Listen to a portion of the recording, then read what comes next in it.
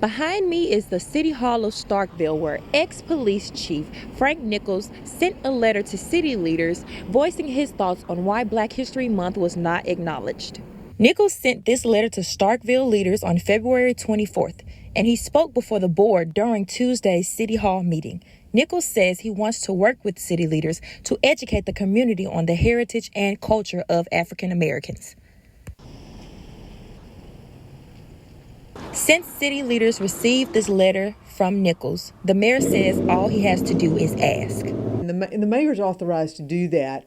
The board is the only one that can do a resolution, and that would be a resolution of the board. But in this case, usually it's a proclamation about some sort of event or some sort of acknowledgement of something going on.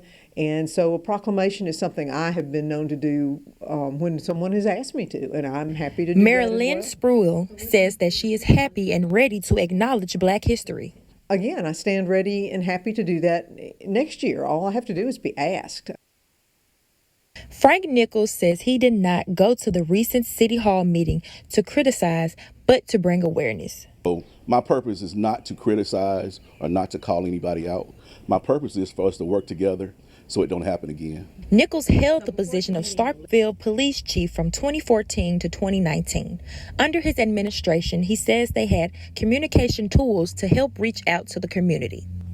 I spoke with him about what he hopes to see now that he has sent his letter and spoke to city leaders. My thoughts now, since I did submit the letter and go before the board, is to hopefully work together, and I think they are willing to work together, to at least next year, at the beginning of Black History Month, at least put some out or at least acknowledge some of the local trailblazers that we have here.